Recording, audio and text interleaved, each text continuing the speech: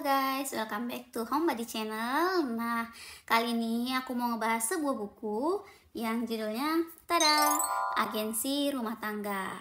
Nah, jadi ini adalah novel fiksi Metropop yang diterbitkan oleh Gramedia Pustaka Utama di tahun 2024. Ini tebalnya 272 halaman ya, segini tebalnya.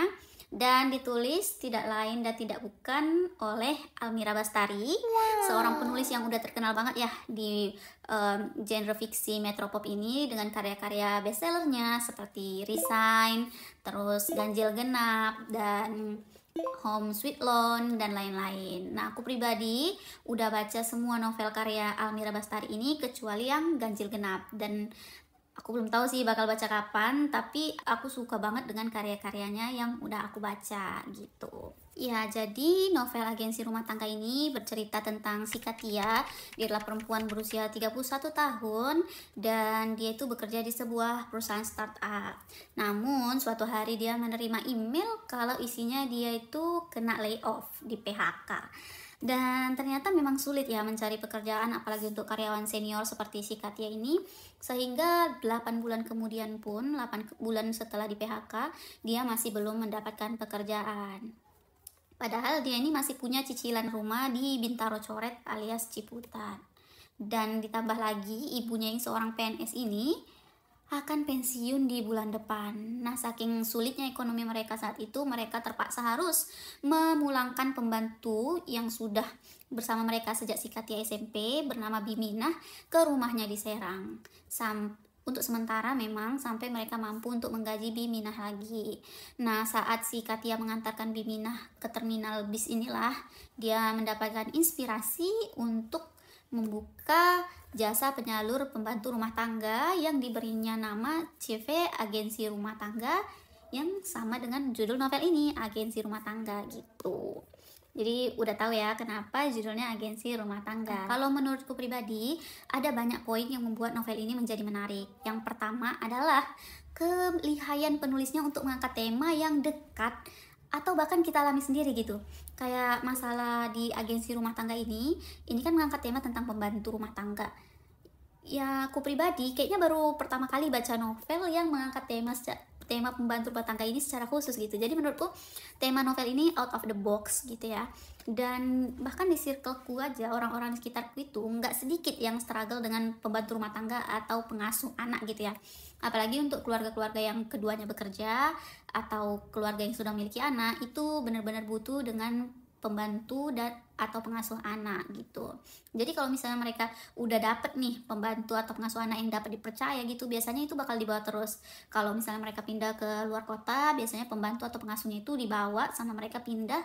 Ya, karena memang sepenting itu perannya gitu. Dan aku salut sih dengan penulis ini, karena tema ini itu nggak dibahas permukaan aja, nggak cuma di permukaan tapi deep sampai ke dalam. Jadi kayak di sini kita akan melihat gimana ternyata di agensi rumah tangga ini pembantu-pembantunya itu dicek tuh kutu di kepalanya, terus dicek yang batu-batu itu TBC atau enggak, terus gimana di yayasan itu mereka diberikan pelatihan cara ngevakum, hidupin kompor gitu-gitu. Jadi kita di sini bisalah dapet insight gimana sih yayasan penyalur pembantu rumah tangga itu bekerja gitu. Itu yang pertama.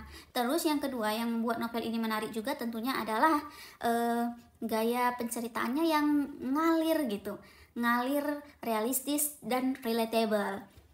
Jadi dialog-dialog di dalam novel ini tuh pas ngebacanya ya ngalir-ngalir aja, nggak ada kakunya sama sekali. Nah, itu aku suka.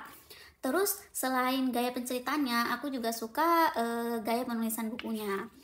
Ini khas banget sih, khas Almira Bastari banget. Jadi setiap bab itu diawali dengan kayak seperti ini nih, quotes yang kayak nyeleneh dan diucapkan oleh siapa tapi real, bener gitu quotesnya.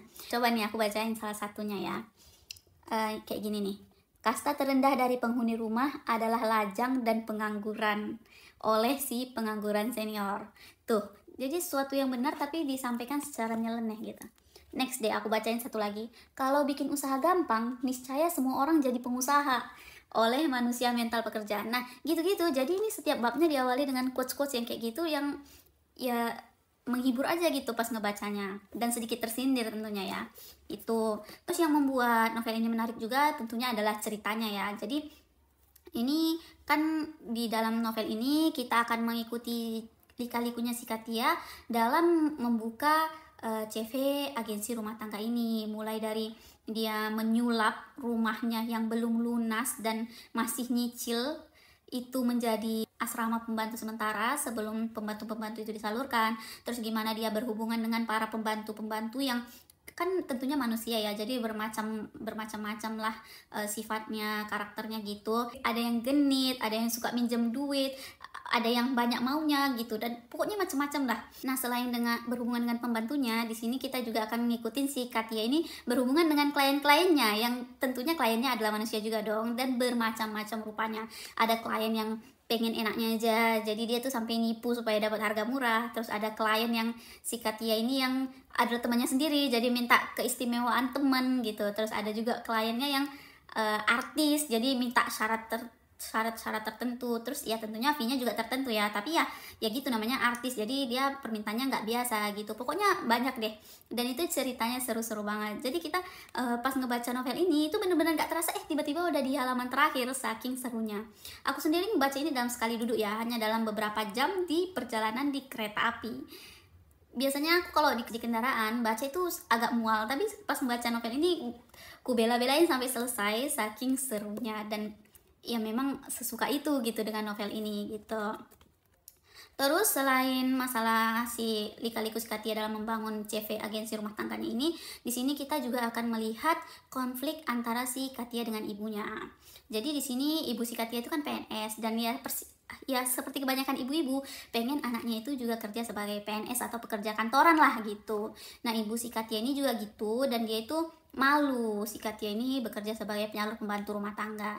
Nah, disinilah kita akan mengikuti konflik ibu dan anak ini, dan nanti di akhir kita akan mengetahui rahasia di balik keluarga yang unik ini ya, yang hanya terdiri dari ibu dan anak saja gitu.